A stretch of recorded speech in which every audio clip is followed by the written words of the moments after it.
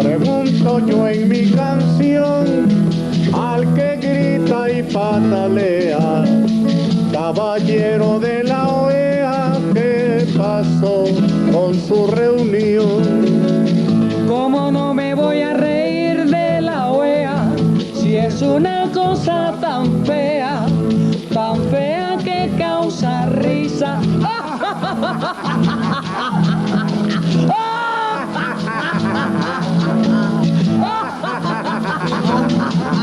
Este no es una copia barata del programa de Goya Santo. Este es un programa de análisis político favorito sin analistas políticos 3 estrellas.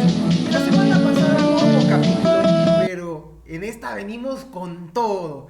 Y es que vamos a estar platicando los compañeros sobre la doble moral del mexicano, cómo quieren mezclar temas que no vienen al caso cuando hablamos del Estado laico. La compañera Valentina va a acompañarnos para hablar del aborto. Tenemos una investigación, un reportaje que sale sobre esta travesía para poder conseguir un empleo siendo jóvenes o egresados o recién egresados de la universidad. Y por último, el gran tema de la semana y del que Carlos Puebla en su momento se reía de la OEA, porque en Palacio Nacional, en la Ciudad de México, los mandatarios, la mayoría de mandatarios de América Latina, o por lo mínimo sus representantes de América Latina y el Caribe, se reúnen para dar un contrapeso y crear una nueva organización más allá de la OEA, este organismo de Estados Unidos, para seguir teniendo colonias en nuestro territorio. Pero bueno, para no alargarme más, muchísimas gracias por acompañarnos. Presento, obviamente iniciando con mucho gusto, a la compañera Valentina. ¿Cómo estás, Valentina? Hola Alex, ¿cómo estás? Pues yo ya estaba con muchas ganas de volver al programa y pues muy feliz de estar aquí con unos temas un poco delicados, diría yo, pero que tienen mucho de dónde sacar. Sin duda, pero nos gusta lo complicado, nos gusta la polémica, ¿para qué nos hacemos? Entonces, bueno, confiemos que sea una plática amena. Ángel, mi estimado, ¿cómo estás? ¿Cómo te encuentras el día de hoy? Hoy estoy excelente, dentro de lo que cabe siempre en Latinoamérica y en México, y también muy entusiasmado por tocar estos diferentes temas. Son cosas de las que se tiene que hablar, de las que se tiene que analizar, y a pesar de que no somos profesionales, también tenemos muchas cosas que decir, y siempre fomentando el pensamiento crítico. Es un gusto estar aquí. Qué bueno que te encuentres muy bien. Y por último, pero no por ello menos importante, mi estimado y querido César, ¿cómo te encuentras? Bien, me encuentro bien, animoso de poder platicar acá con ustedes, de escuchar a Valentina sobre el primer tema que vamos a abordar, y pues nosotros vamos a limitarnos a escuchar amablemente. Pero sobre los otros dos, pues igual bastante animoso de discutir, saber sus opiniones de ustedes tres, y pues saber a qué conclusiones llegamos. Sin duda, y entonces para allá ir entrando a tema aborto. Y aquí, como lo platicaba con los compañeros, pero también traemos la explicación de por qué Ángel, por qué César o por qué yo no vamos a hablar de aborto. Es que pues nos identificamos como hombres y no somos personas gestantes. Entonces pues hablar de aborto, como que no. Y entonces por eso le brindamos el espacio a Valentina. Adelante, tú expláyate, este es tu espacio. Porque bueno, para quien no sepa rápidamente, la Suprema Corte declara anticonstitucional un artículo anticonstitucional criminalizar a las mujeres o personas gestantes por decidir sobre su cuerpo. Eso es como el preámbulo que podemos poner, pero igual, Valentina, adelante. El micrófono es todo tuyo. Muchas gracias, Alex. Y pues precisamente como tú dices, a raíz de este nuevo pues mandato, bueno, se desató la furia de los católicos y de los panistas, y hubo varias protestas pro vida en la Ciudad de México. Ahora, la mayoría de los argumentos pro vida vienen de una raíz religiosa, igual que muchas de las normas de las leyes que niegan derechos humanos a personas que supuestamente son ciudadanos, pero no se les trata como tal. Ahora, vivimos claramente en un estado laico, donde, claro que sí, tú puedes decidir no abortar basándote en tus creencias, pero no puedes regir las vidas de las mujeres que no pertenecen a tu religión, ¿sabes? Ante la ley, como ya vimos, los fetos no cumplen con las características de un ente legal. O sea, un ente legal puede ser también visto como una persona. Cabe destacar que una persona no es lo mismo que un ser vivo, porque si se hablase de un ser vivo, entonces también se tendría que multar a todas las personas gestantes que tuviesen un aborto esporádico, ¿no? Y que en muchos estados, por ejemplo, de países que consideramos desarrollados como Estados Unidos, todavía se siguen encarcelando a las personas gestantes por abortos esporádicos. Bueno, yo claramente no tengo por qué compartir el amor que tienes tú, mujer católica, mujer religiosa, por un Dios que a mí, Valentina Sosa, me retiene de alcanzar el máximo potencial al que yo aspiro, ¿sabes? Tú, pues claro, ámalo, dale toda tu devoción, pero no, literalmente es ilegal el hecho de que tú me obligues a mí. Que bueno, para los que me conocen un poco más, yo ya estuve sometida a ese amor, que en lugar de amor me gustaría llamarlo miedo. El aborto debe ser legal, seguro y gratuito para todas las personas gestantes. El trabajo del Estado no es cuestionar la moral detrás de una práctica de salud pública, en la cual, al menos legalmente, no hay argumentos para no despenalizarlo. Si fuese trabajo del Estado juzgar a través de la moral, entonces no habría ninguna mujer en la cárcel por matar a su agresor, y tampoco habría gente pobre por robar para alimentar a sus familias. El trabajo del Estado es asegurar la seguridad, valga la redundancia, asegurar la seguridad de los ciudadanos. Y el aborto, siendo una práctica de salud pública, es una cuestión de seguridad. Ahora, en este debate tan acalorado que hay acerca del aborto, muchas veces se pierden los argumentos en el feto, en el producto, y se olvida que la mujer que está cargando este producto ya es una persona, un ente legal que tiene derechos. El feto todavía no los tiene, legalmente, claro. Entonces, el hecho de que tú consideres que basado en tus creencias la vida empieza desde la concepción, porque ni siquiera en la Biblia dice eso, la Biblia dice que la vida empieza en el primer respiro. Ojo ahí. Pero el hecho de que tú lo consideres así no quiere decir que tengas que obligar a las personas a creer de determinada forma. Las mujeres y personas gestantes no solamente estamos exigiendo el aborto, porque no sé por qué estas personas panistas consideran que es un hobby ir a abortar, o sea, como si una persona quisiese pasar por un proceso de ese tipo, o sea, es como, no sé a ustedes, pero ¿a poco a ustedes les gustaría irse a sacarse un órgano cada 15 días? O sea, pues claro que no funcionan así las cosas. Es por eso que no solo se exige el aborto legal, sino que también se exige educación sexual para decidir, anticonceptivos para no abortar, y aborto legal, seguro y gratuito, para que dejen de morir mujeres que ya son personas legales. Ahora, muchas veces en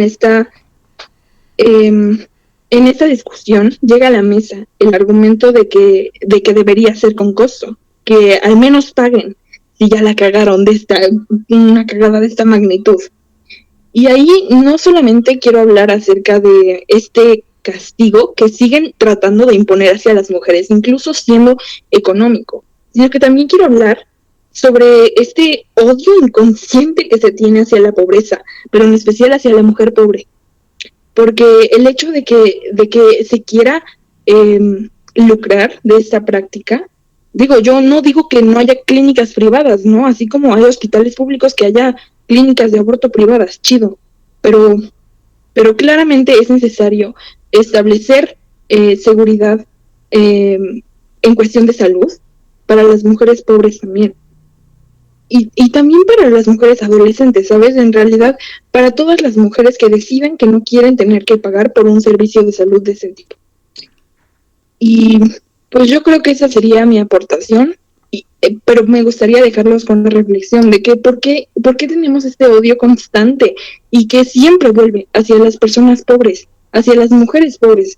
Como en el otro capítulo les comentaba, en Guerrero están instalándoles DIUs a las mujeres indígenas para que dejen de tener de tener hijos, por esa falsa creencia de que los pobres tienen más hijos y que la solución es esterilizarlos. O sea, aparte de ser un genocidio, es misógino y es violencia obstétrica. Entonces, pues, sí. Bueno, antes de pasar al siguiente tema, bueno, yo tengo una pregunta. Y antes que nada, igual en la pantalla, si lo están viendo por YouTube, ya tenemos canal de Spotify, o por lo mínimo ya lo vamos a tener cuando lo estén escuchando. Pero pues, ahí está la pañoleta, ¿no? La pañoleta verde que dice educación sexual para decidir, anticonceptivos para no abortar y aborto legal para no morir. Es como la pañoleta que están viendo ahí en la imagen, en el video. Pero yo tengo una pregunta, porque como siempre, la polémica que se hace en Twitter y en el Twitter blanco, ¿no? Sobre todo. Entendiendo la blanquitud no solo como un color de piel, sino como una forma de vivir. Hubo muchas colectivas, o por lo mínimo más de las que yo hubiera esperado, que se declararon en contra de que la resolución fuera también para personas gestantes. Porque se invisibiliza a la mujer. Yo no puedo decir si sí o si no. Puedo tener una perspectiva como politólogo, como sociólogo. Pero Valentina, tú como mujer, más allá de un conocimiento teórico, sino empírico, que lo vives día a día, el que la resolución vaya también para personas gestantes, ¿invisibiliza la lucha de las mujeres? Por supuesto que no. Mira, esto ya ha pasado. Pasó en la segunda ola del feminismo, en los años 70, en donde las mujeres heterosexuales estaban excluyendo a las mujeres lesbianas de su lucha, porque no querían ser excluidas y ser como catalogadas en una misma categoría, que era la de odia hombres. O sea, como solamente se relacionan con mujeres, entonces ellas no tienen una opresión. Se consideraba que la opresión de la mujer venía simplemente de su relación con los hombres, y como las mujeres lesbianas no tenían relación con los hombres, entonces no sufrían misoginia ni machismo, ¿no? Con esa lógica. Bueno, con el tiempo claramente fuimos viendo que eso es una tontería. Y de hecho, las mujeres lesbianas, en su mayoría, fueron las que inauguraron esta rama, la que llamamos feminismo radical, que, pues claro, ha inaugurado muchos cambios y ha evolucionado. Ya si es para bien o para mal, lo dejo a criterio del escucha. Y siento que viene a lo mismo. ¿Por qué les afecta el hecho de que las personas gestantes también tengan derechos? ¿Sabes? O sea, es, aparte de ser transfóbico, es egoísta. O sea, demuestra su falta de valores. Igual me viene a la mente otra vez el sufragio, el sufragismo, todo este movimiento, obviamente desde Europa, todo se buscaba el voto de la mujer, claramente, se buscaba que tuviesen derechos. Ay, pero para las mujeres negras no, porque ellas no son mujeres, ellas no son personas, son hembras, humanas, sí, pero hembras al final. Claramente todo esto en personaje, ¿no? Obviamente no pienso así. Pero volvemos a lo mismo. ¿Por qué se considera menos persona o menos digna o digne a una persona gestante de tener los mismos derechos reproductivos que tú, mujer blanca? O sea, es que de verdad, el hecho de tener tantos privilegios y de ignorar tantas opresiones ciega la vista y te hace ver solamente un camino en donde tú misma empiezas a buscar problemáticas en cosas que ni siquiera te afectan. El hecho de que alguien más tenga derechos no te tiene por qué afectar a ti. Y creo que ese sería el punto principal.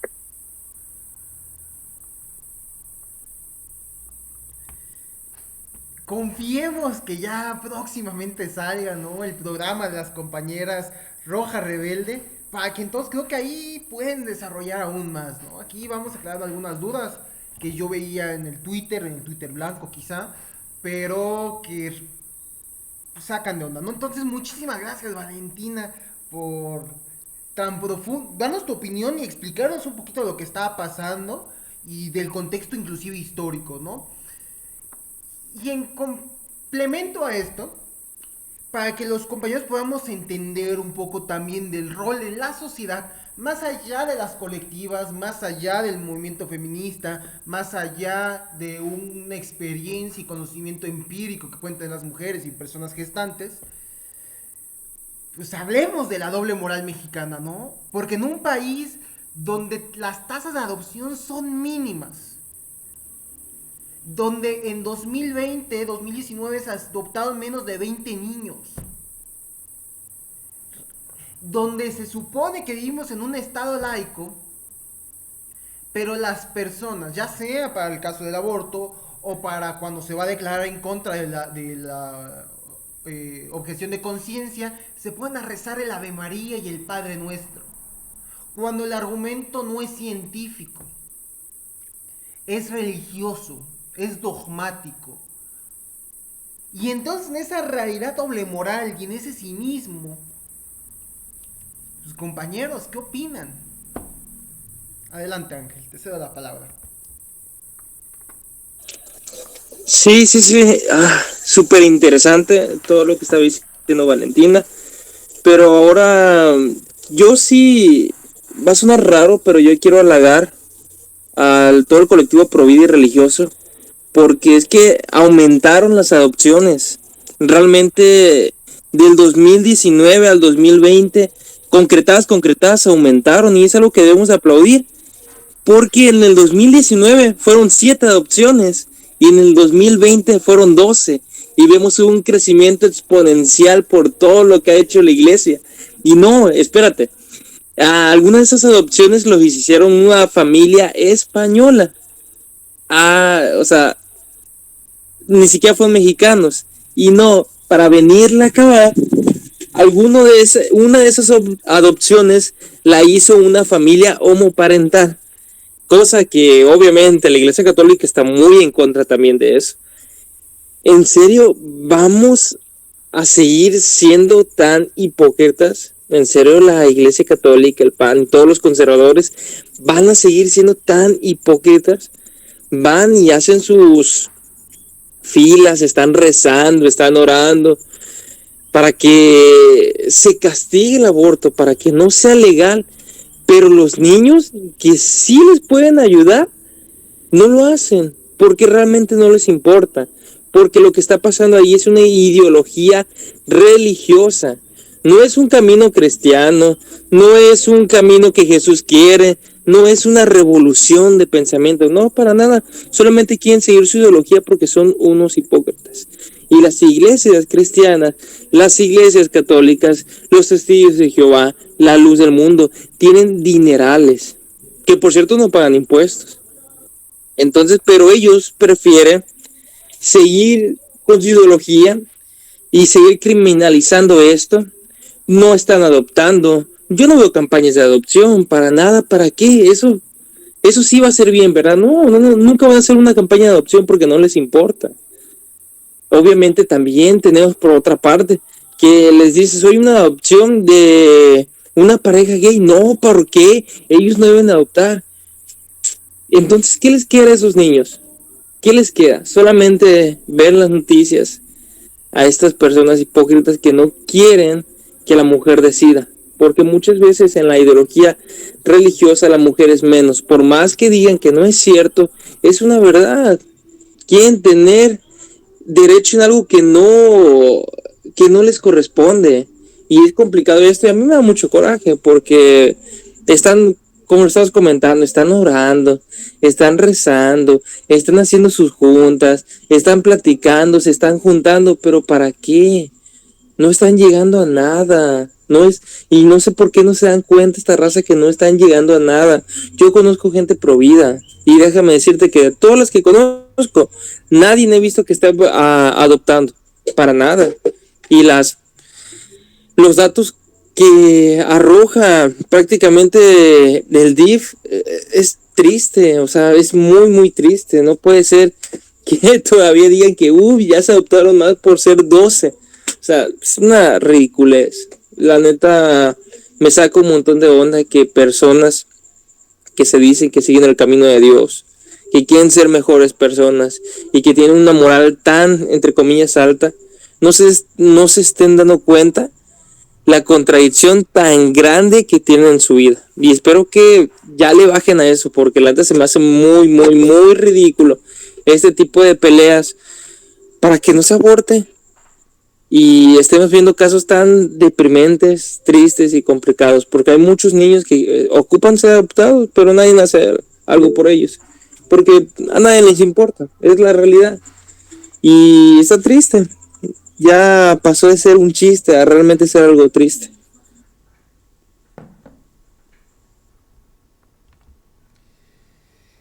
Sin duda empezamos a ver, ¿no? Esa doble moral. Pero bueno, aquí Valentina mandó un mensaje, pero adelante, Valentina. Si quieres me callo antes de ceder la palabra a César para que digas tan bonito mensaje, ¿no? Nada más es eso, Alex, pero inclusive la maternidad de María fue deseada. O sea, pues en la Biblia se cuenta cómo se le consultó si es que ella estaba de acuerdo con esto. Entonces, si el estándar de las mujeres, o sea, porque a las mujeres, quieras o no, se nos tiene ese estereotipo, digo, ese estándar. O sea, eso es a lo que tenemos que aspirar. Una virgen que tuvo un hijo. Ahora tú dime cómo vamos a alcanzar eso, ¿no? Siendo humanas. Pero bueno, incluso a la más grande de todas las mujeres, según estos señores conservadores, incluso a ella se le consultó si estaba de acuerdo con esta maternidad y ella aceptó. Entonces, solamente piensen en eso. Sin duda, pues ahí empezamos a ver, ¿no? Y bueno, podríamos sondear a profundidad sobre cómo la virginidad es un constructo social, ¿no? Pero ese ya es tema para otro debate. César, ¿qué opinas de todo lo que estamos platicando, de esta doble moral? Te escuchamos.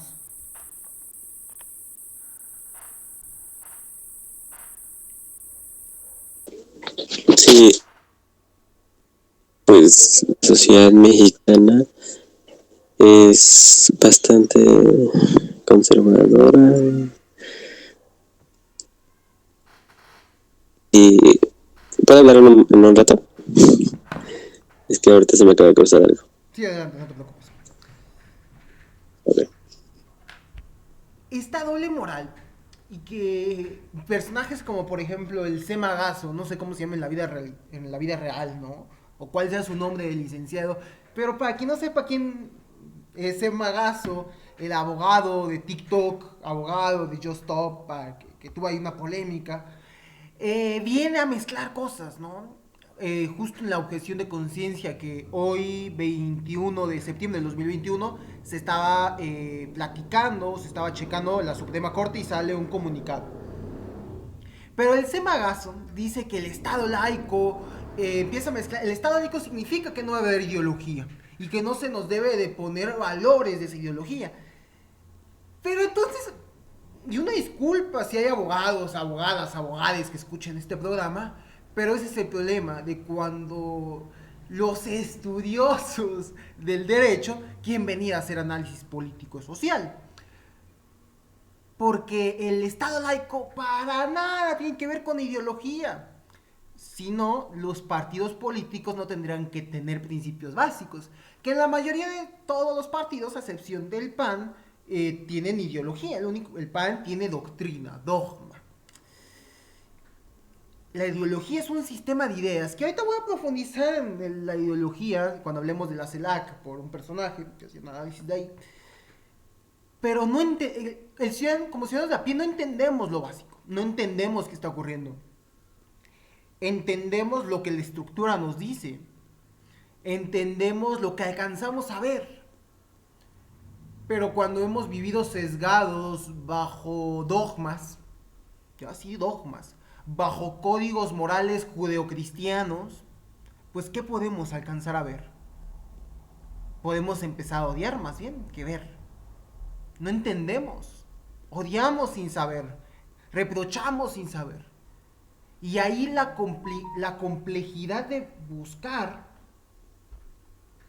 cómo funciona el Estado laico ante grupos religiosos que van y rezan no al Congreso de la Unión, donde podrían estar sus representantes, tanto el ciudadano como de los estados, sino al Poder Judicial. donde se va a determinar qué es justo, donde se va a impartir la justicia, valga la redundancia, van a llevar su dogma. A que todos sean regidos, todos, todas y todes, sean regidos bajo la misma vara moral. Y perdón, pero en el Estado laico que es México, por más que recen el Padre Nuestro y el Ave María, la justicia no se debe de consultar. Porque en México, afortunadamente, se gobierna con la Constitución Política de los Estados Unidos Mexicanos, en primer lugar. Y ya luego podemos discutir sobre los tratados internacionales. No con la Biblia. La Biblia, la Biblia, el Corán, el Torá, las lecturas de Krishna o cualquier libro sagrado de cualquier religión, eso es a lo interior de cada quien, no para el Estado. Adelante. Estás tocando un punto muy importante porque quieren marcar la justicia, las acciones de las personas y la moral conforme a la Biblia. Pero óyeme, la Biblia tiene tantos problemas de traducción. La Biblia ha sido movida tantas veces, ha sido manipulada. Y además es una realidad que está muy, pero exageradamente muy anticuada. O sea, hay pasajes bíblicos donde se les decía que si tu hijo desobedecía, lo ibas a matar a pedradas en medio del pueblo. Óyeme, o sea, eso no es algo decente, no se ve bien. Y tiene muchos dogmas que se crearon por el momento cultural o el momento material especial, pero no tiene que estar fresco. Hay mucho cristiano apologeta que dice, es que la Biblia es fresca en cada momento. No, es un libro viejo y un libro que ya está descontinuado en mucho tipo de aspectos. No podemos agarrarnos de la Biblia para poder legislar para nada. Además que la Biblia no tiene idea de muchas cosas. No habla del aborto, no habla de la eutanasia, por ejemplo, no habla de el alquiler de vientres. O sea, hay muchas cosas que no está hablando.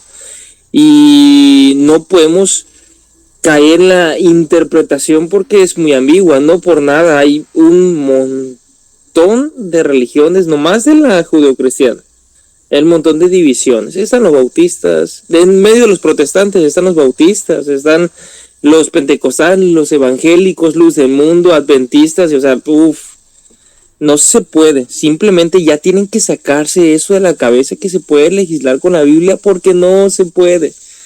Pero la gente sigue empeñada queriéndole sacar jugo a algo que no.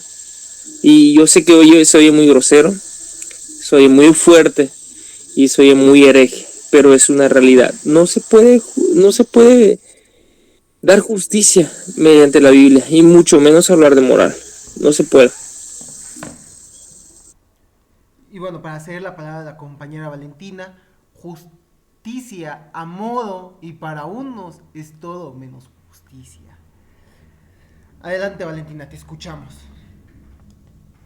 Oye, pues esa última cosa que dijo Ángel, mira, me resonó muchísimo. Puede sonar hereje, y claro, yo sí sueno hereje, porque, o sea, si te vas a investigar todo el contexto de la herejía, justamente era un movimiento que se quejaba acerca de las normas arcaicas y completamente desactualizadas. Imagínate, normas desactualizadas desde el siglo XV. O sea, si ya se están quejando desde ese momento, en donde empezaban a surgir ideas como el hedonismo y incluso el feminismo, la herejía era un movimiento que también abogaba por las mujeres y por su derecho de ser personas y no solo madres. Aparte, también quería decir que la Biblia, aparte de ser un libro desactualizado, es un libro que está mal escrito. O sea, si te pones a pensar, el desarrollo de personajes es completamente ilógico. Si se supone que Dios es el chico bueno de la historia, si es el héroe, entonces ¿por qué es el único que hace cosas malas? En la Biblia, el diablo Satanás, lo único que hace es matar un par de cerdos. Entonces, oye, tal vez deberíamos empezar a ver las cosas que nunca hemos cuestionado con un ojo un poco más crítico. Y justo para mí yo me quedaría con cómo la Biblia es escrita a través, o es elaborada, mejor dicho, a través de la recopilación de los distintos evangelios a lo largo de los siglos. Y cómo cuando la verdad, la historia oficial, o la verdad oficial, llamémosle así también, espero no sonar redundante, que ocupaba la Iglesia Católica en su momento y en su constante evolución, pues estos evangelios se iban transformando, se iban agregando palabras, ¿no? Entonces, pues así la doble moral de los mexicanos ante un hecho histórico para no solo los mexicanos, sino especialmente para todas las mujeres y personas gestantes. No es el fin de la lucha, todavía falta que se legisle a favor, pero el que ya no se criminalice a las mujeres y personas gestantes por, como diría la ministra Farhat, espero pronunciar bien su apellido, nadie se embaraza en el pleno goce de su autonomía para después abortar. Y no podemos criminalizar a las personas por hacer pleno goce de su derecho a decidir sobre su cuerpo. Y dicho eso, tampoco podemos negar que en México, al ser un estado laico, se gobierna con las leyes, se gobierna con las normas y no con la Biblia, como desearían algunos servidores públicos, en el sentido de teniendo estos médicos que decían, no, yo no voy a matar bebitos, para referirse al cigoto, o como se le llame al embrión antes de las 12 semanas, creo que es. Y pues ya, ¿algo más que quieran comentar o pasamos al siguiente tema? Yo digo que ya pasemos. Va. Igual. La travesía de tener un empleo digno. Cuando hablamos de la travesía de tener un empleo digno, hace la referencia a que cada vez salió la investigación hace una semana, de cuando sacamos este episodio, sobre cómo los jóvenes cada vez tienen más dificultades para tener un empleo. Y hablemos de un empleo digno. Y en estas complicaciones, y aprovechando que aquí estamos jóvenes, estamos estudiando en la universidad, o vamos a entrar, o ya vamos a egresar, pues que va a ser uno de los grandes retos a los que nos enfrentamos, que es de qué trabajamos, ¿no? Justo ahorita va a salir por ahí la gráfica, ¿no?, de las carreras con más dificultad para tener trabajo. Al parecer yo de ciencia política y de sociología, de las dos no hago una. Pero aunque ahí no salga su carrera en el top 10 de las carreras con peor margen laboral, la realidad es que es una realidad que vivimos en América Latina completa, ¿no? No hay trabajo. Y encima de que no hay trabajo digno. ¿Qué opinas de todo esto, Valentina? Oye, pues yo primero quiero decir algo que vi en un tuit y que resonó mucho conmigo. Si volvió ABBA, ¿por qué no pueden volver los salarios decentes para las juventudes? Ahora, una cosa que veo que pasa mucho, sobre todo en Twitter, ya ven que yo soy aficionada de Twitter, es que mayormente la generación X y los boomers constantemente están criticando a los millennials y más recientemente a los Gen Z, o sea, a la generación Z, los que nacieron entre el 2001 y el 2008, me parece, por no tener un buen historial crediticio, ¿no? Y también por tener 24 años y aún no tener casa propia y familia como ellos acostumbraban. Ahora, poco se habla de las recesiones que nos dejaron y de la falta de pensiones con la que nos tendremos que enfrentar en el futuro.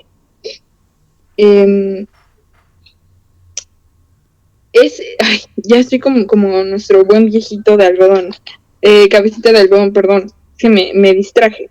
Pero el hecho de que nosotros hayamos heredado una economía cuyo propósito aparentemente es crecer sin ningún tipo de restricción o parámetro, claro, está dejando sus frutos, nos está dejando ver con todas las recesiones y con todas las caídas de la bolsa, el hecho de que es ineficiente y de que esperanza, aunque se supone que es lo último que se pierde, poco a poco se va desintegrando. Y el guión, podemos ver cómo el guión se ha volteado, toda esta narrativa sobre la economía creciente se voltea y la dificultad de encontrar un trabajo es cada vez mayor, igual que los intereses de los préstamos. Pero claro, la culpa es de nosotros, los jóvenes, por comprar demasiado té de tapioca y también por comprar caguamas, según nuestro buen amigo Anaya. Yo creo que eso sería todo, Alex. Justo, y bueno, una lástima que el compañero César se tuvo que retirar, pero desde aquí le mandamos un fuerte abrazo y un besito. Porque él es el que nos mandó la investigación, él es el economista de aquí, entonces quizá por ahí podríamos haber tenido algo más de profundidad, pero me parece bien interesante, porque justo, para hacer ahorita la palabra a Ángel y continuar con el debate, hace una semana más o menos subo un video criticando a Guillermo Salinas, sobrino de Ricardo Salinas Pliego y pues, descendiente y parte de esta dinastía, ¿no? De las familias más ricas del país. Y como siempre salieron no solo los señores, sino también estos chavitos, mentalidad de tiburón, el pobre es pobre porque quiere, a criticar y decir, no, pero es que él quizá nació en cuna de oro, pero a ti si te dan un préstamo de $1,000,000 te aseguro que no haces nada con él. Y yo de, oye compa, ni ganando 4,000, 5,000 pesos al mes, que es lo que ganamos los universitarios, durante un año me dan préstamos. Y ya si vas creando un historial crediticio, a lo mucho me van a dar 20,000 pesos de crédito. ¿De dónde quieres que me den el millón? Perdón, ¿no? La realidad es que somos la generación que ya no le tocó terrenos. Agradecidos hay que estar si nuestros padres, si nuestros abuelos nos heredan por ahí un terreno a las periferias de la ciudad, que con la constante gentrificación confiemos se urbanice para esa zona y agarre la valiosa plusvalía. Pero cada vez más, da igual que estudiemos o no, nuestro futuro bajo este modelo de producción donde lo que pide son máquinas y no seres humanos, pues se ve cada vez más negro. Pero Ángel, ¿qué opinas de todo esto?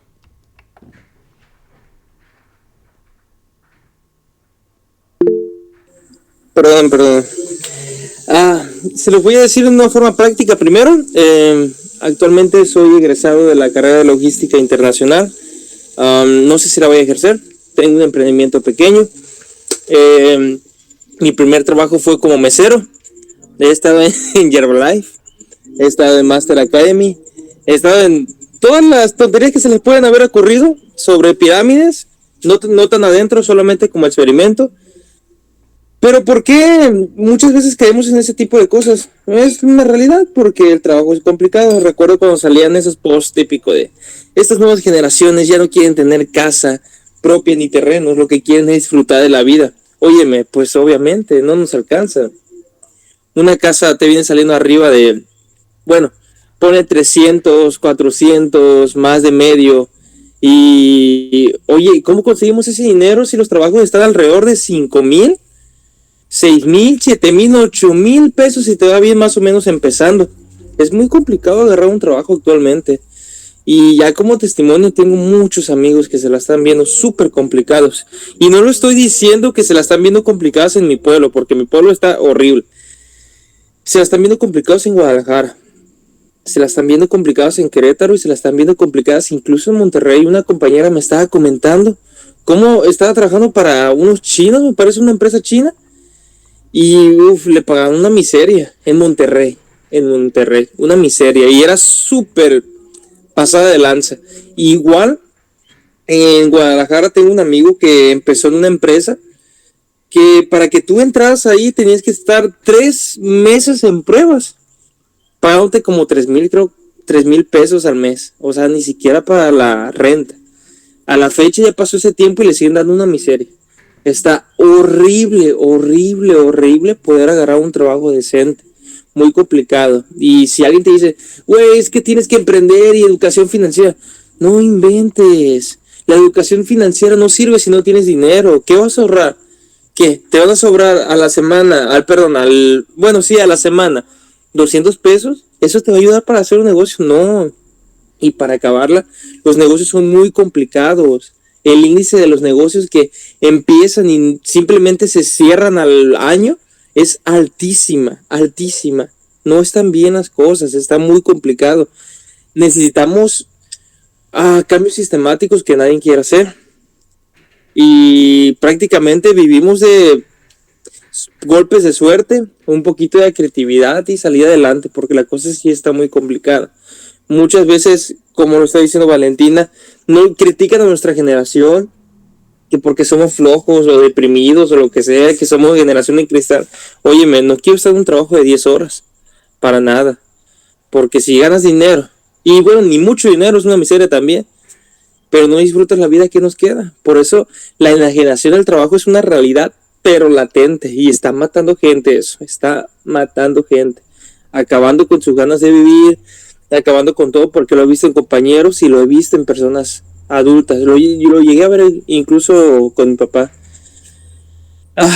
Muy complicado, es muy triste. Con nuestros sueldos no nos alcanza para la casa, no nos alcanza a veces ni para un carro. Y tenemos que ingeniándolas. O te matas en un trabajo o esperando un golpe de suerte.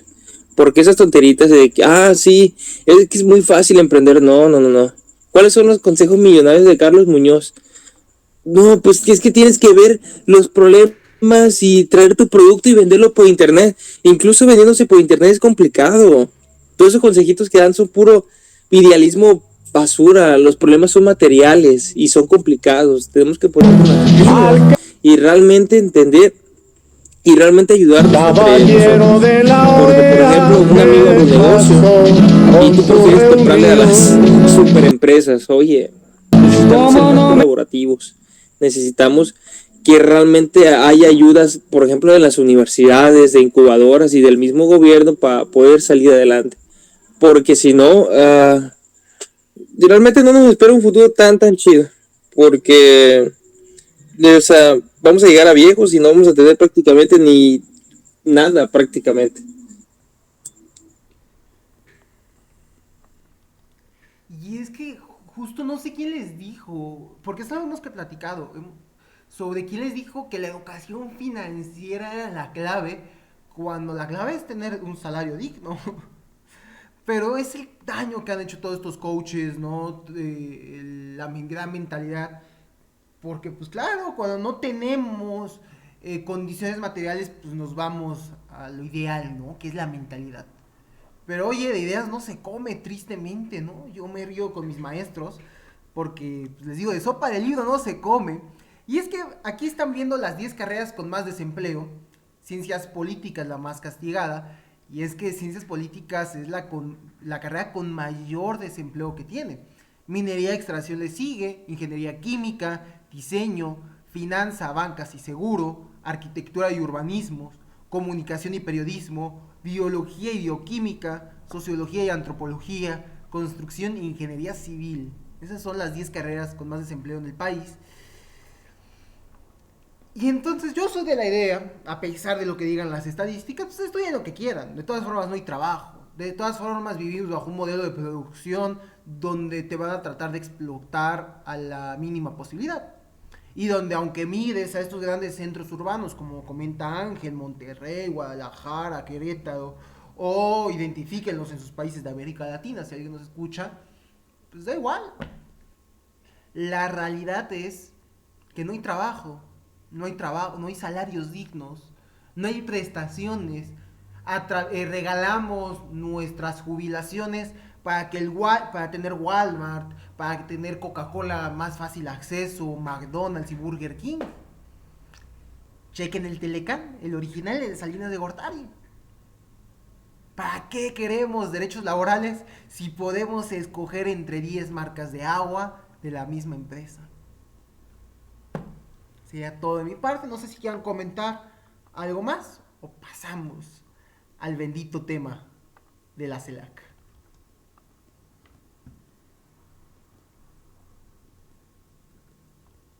Si quieres podemos pasar. ¿Cómo no me voy a reír de la OEA si es una cosa tan fea que causa risa?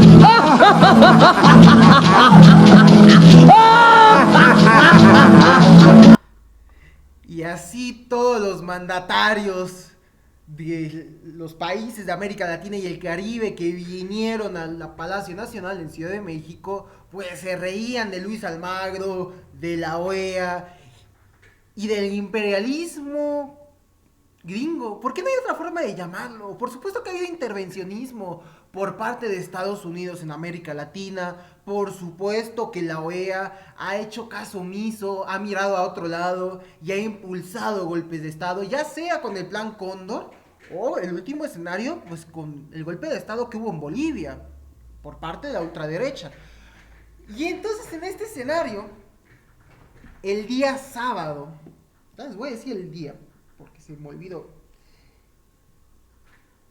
El día sábado 18 de septiembre del 2021, los mandatarios de los diversos países de América Latina y el Caribe o los ministros, secretarios de Relaciones Exteriores vinieron a Palacio Nacional para discutir la CELAC, cómo nos vamos a organizar como estados americanos en nuestra libre autonomía, ¿no? En el respeto a la soberanía.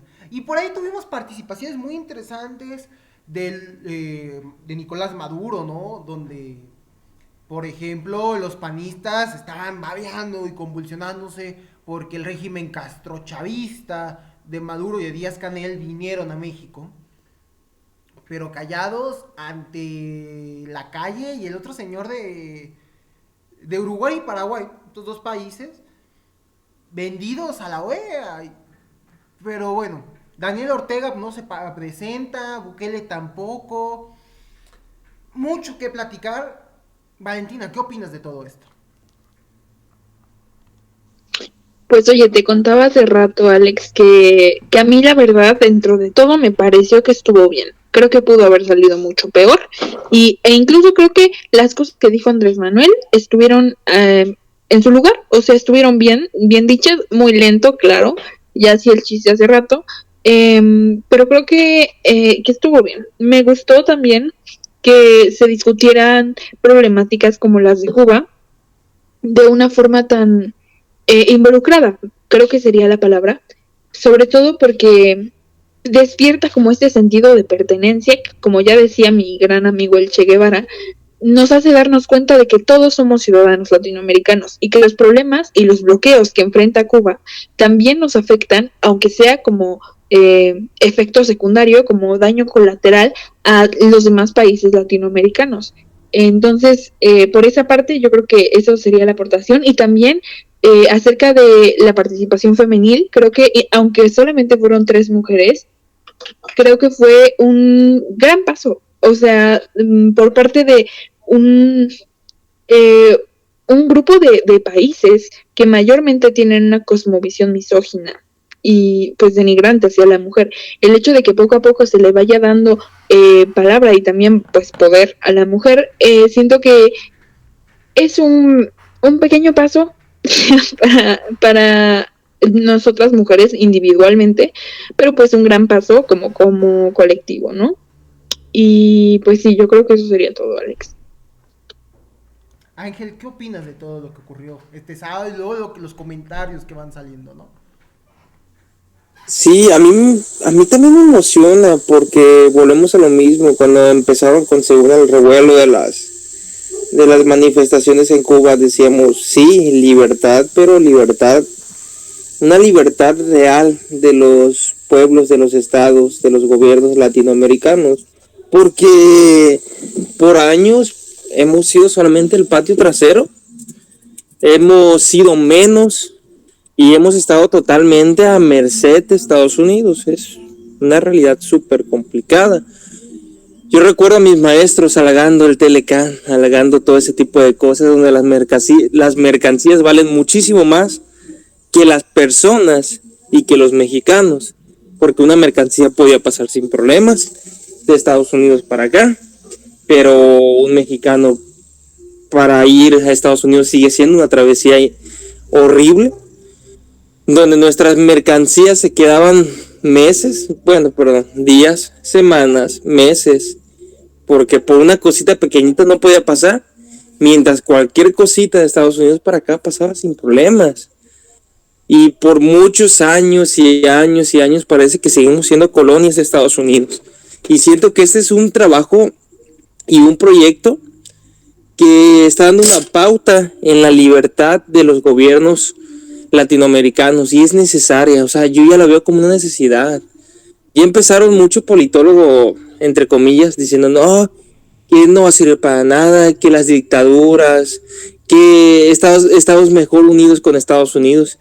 Siempre tratando de hacer menos a Latinoamérica, pero ¿por qué nos hacemos menos? Porque la opresión así nos ha hecho, o sea, es todo un ciclo vicioso donde nos tenemos como menos y nos hacen menos y nos creemos menos y nos hacen menos y no hay una libertad realmente de los gobiernos y es triste porque por ejemplo decían de repente, no, que Estados Unidos mandaba vacunas, que por cierto eran las que les sobraban prácticamente, pero ¿qué hace Cuba? Y según tu presidente ama a la dictadura de Cuba o de Venezuela que no sirven para nada, México quiere cargar con ellos, o por ejemplo cualquier cosita donde México apoyaba a otro gobierno, no, que para qué apoyen y cosas así. Volvemos a lo mismo, pura ideología de individualismo, de capitalismo, y no se dan cuenta que realmente estamos sumergidos en un lugar donde no hay libertad, porque tenemos una libertad muy reducida. Y cualquier cosita de emancipación espanta a muchas personas, pero no es así. Latinoamérica debe estar unida, tenemos el potencial y eso ya no es un secreto a voces, todos lo dicen. Tenemos muchos recursos, muchas personas, mucha fuerza, muchas ganas de seguir adelante. Pero seguimos a merced de Estados Unidos, o sea, hasta del Fondo Monetario Internacional, donde pedíamos préstamos y nos hacían firmar cosas muy tontas que detenían el crecimiento realmente de México. Pero no debe ser así. Y sí, me gustó mucho las cosas también que dijo AMLO. Me gustó mucho que demostrara y dijera las cosas como son, que se deben de levantar las restricciones, los bloqueos a Cuba, a Venezuela. Y debemos apoyarnos, en serio. Y espero que este tratado siga creciendo, pero que siga creciendo en verdad y que haya libertad. Una libertad verdadera de los pueblos latinoamericanos y del Caribe. Sin duda. A ver, vámonos por partes, ¿no? Muy interesante los puntos. Primero es algo histórico, ¿no? Yo siempre lo he dicho y con todo el respeto para los hermanos y hermanas y hermanes de Centroamérica o inclusive de Sudamérica, pero México por su posición geográfica tiene también una historia en geopolítica muy importante y en relaciones internacionales, ¿no? Aunque nos discutamos quién tiene la mayor producción económica, quién lidera la parte económica con Brasil, en la parte política, en América Latina, en América inclusive hispanohablante, si quieren hacer referencia, México tiene un lugar importante, ¿no? Es como no quiero decir como el papá de los pollitos, porque creo que la relación entre los países se debe de procurar la horizontalidad, pero tiene un rol importante, no lo podemos negar. Entonces es algo histórico que, como dice déjenme checar el nombre porque se me olvidó, Carlos Puebla, de cómo no me voy a reír de la OEA. Si es una cosa tan fea que da risa. Y entonces, a unos metros, a unos cuantos kilómetros de la frontera con Estados Unidos, pues nos reunimos todos los países de América Latina para decir, ¿saben qué? No podemos continuar bajo este modelo y bajo este proyecto de los Estados Unidos, o siendo el patio trasero.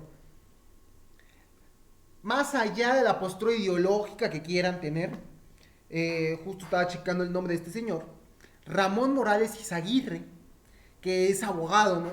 y analista en Milenio, pero yo sé que te gusta más el programa de 3 estrellas, es de estas 10, 15 vistas que tenemos, yo sé que tú eres una de estas, que creía que la política, la ideología es la política de los novatos.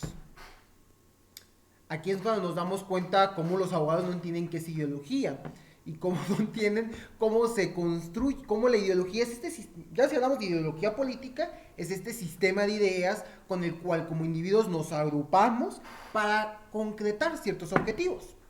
¿Cuál es el objetivo de los países de América Latina y el Caribe? El respeto a la soberanía.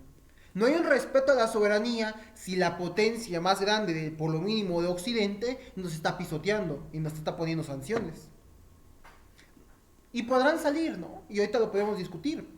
Y podrán salir los libertarios, fans de la libertad, a decir que el problema es que el socialismo que el socialismo de Venezuela, que en Venezuela no hay ningún socialismo, no funciona y por eso tiene que tener sanciones. Como diría algún cubano que conocí, pues si el sistema no funciona, pues que quiten el bloqueo. Pero a ver cómo funciona el sistema cubano sin bloqueo. Pero y luego salieron, muy interesante cómo salen los panistas a decir, no, piden un respeto a la soberanía, pero López Obrador se mete en los asuntos de Estados Unidos y Cuba. Y no, papacito, detente. Toda empresa que quiera instalarse en Cuba o negociar con Cuba tiene que pagar sanciones y multas. Un ejemplo muy claro es el grupo hotelero Meliá, que es español. Por tener sus hoteles en Cuba, tiene que pagar multas y sanciones no a Cuba, no a España, sino a los Estados Unidos de América por hacer negocios. Y ahí lo delicado. No ocupas un barco ahí en medio del mar. No seas ridículo, ignorante, inocente, por no decirte peor, Juanito fan de Milei. La realidad de América Latina es que históricamente hemos sido víctimas del colonialismo europeo y en el último siglo víctimas del neocolonialismo de algunos países europeos todavía, pero ya con una nueva carta que es el imperialismo estadounidense. Y no podemos continuar con esta tradición. Por lo que entonces remarco el hecho histórico de que los mandatarios de América Latina y el Caribe se reúnan. Tengo mis dudas de que pueda funcionar una alianza, porque los intereses de las potencias son más grandes. Porque América Latina unida en una única moneda, en un tratado económico, afecta los intereses de Estados Unidos y de sus colegas de la OTAN, del G7, de China, de Rusia también. Porque el imperialismo también, aunque se vista de rojo, imperialismo se queda, mis estimados marxistas estalinistas. Un hecho histórico que hay que reconocer, que hay que aplaudir. Tengo mis dudas, si soy honesto. Tengo miedo, porque cuando atentamos contra los intereses de las grandes potencias, los oprimidos somos los que más sufrimos. Pero como diría Marx, ¿qué tenemos que perder nosotros los pobres y desamparados del mundo más que nuestras cadenas? Porque no tenemos algo más en América Latina. Porque o somos países pobres o somos países en vías al desarrollo, países subdesarrollados, que nunca vamos a lograr concretar nada si no rompemos esas cadenas. ¿Y cómo lograremos esas cadenas? ¿Cómo lograremos esa libertad entre individuos? A través del trabajo colectivo. Y si entre hermanos, hermanas y hermanes latinoamericanos queremos ser libres, ocupamos colaborar en la fiel creencia quizá de una internacional, pero siendo honestos, por lo mínimo en la cooperación entre países. Eso sería de mi parte todo. No sé si alguien quiera comentar algo más.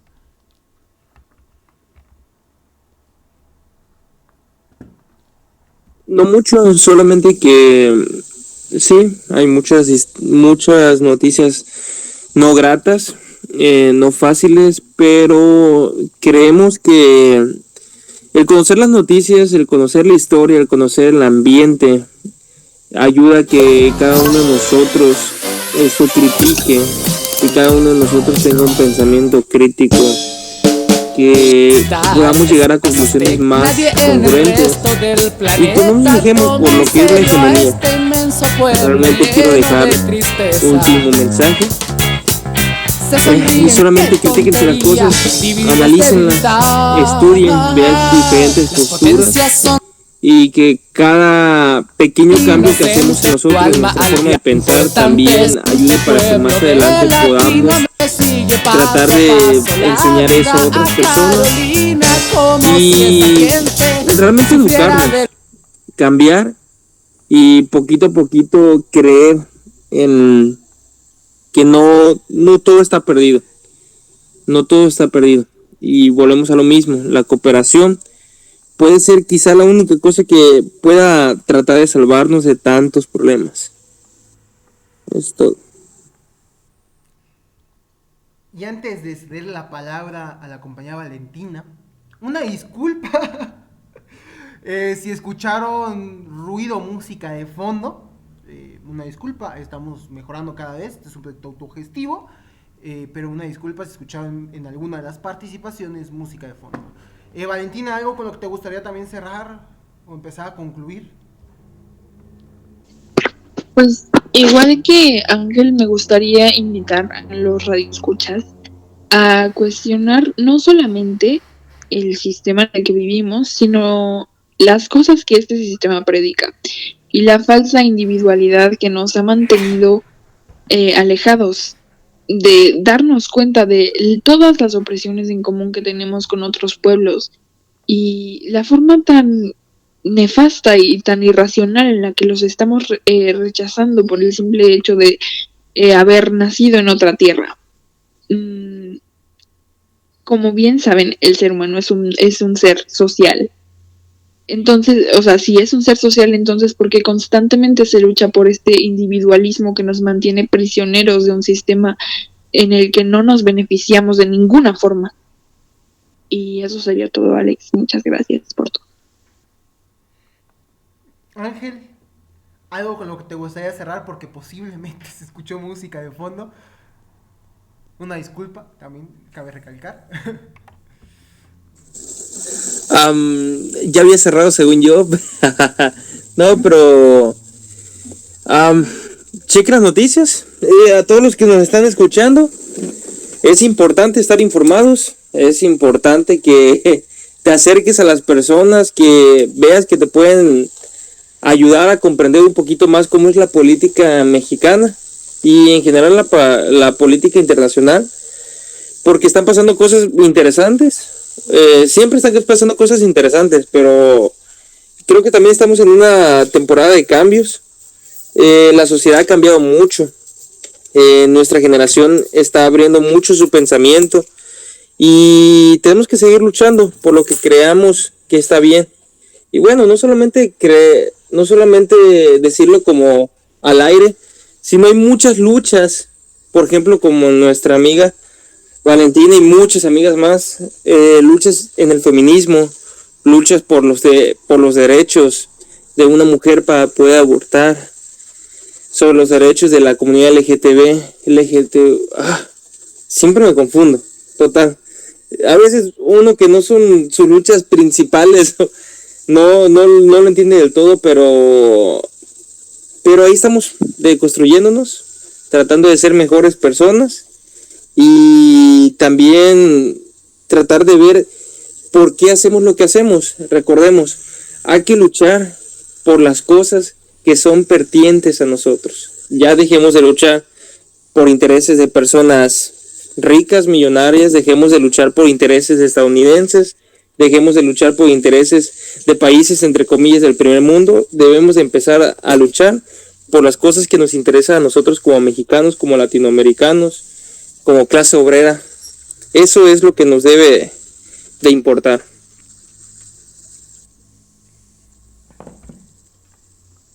Sin duda, creo que en esa cooperación, en esa construcción de conciencia de clase, y cooperación como pobres y oprimidos de América Latina se encuentra el triunfo y la conquista de la libertad. Muchísimas gracias por seguirnos, ya sea en Instagram o en Facebook, Radio Rebelde MX, nos pueden encontrar así, obviamente en YouTube. Y ya tenemos también Spotify, Apple Podcast, Google Podcast y demás plataformas de audio. Sigamos siendo realistas y buscando lo imposible. Muchísimas gracias por acompañarnos. Un abrazote a Ángel, Valentina. Un abrazote hasta donde se encuentre César. Te esperamos la próxima semana. Y los esperamos a ustedes también para más análisis político sin analistas políticos. Adiós. Chao. Hasta luego.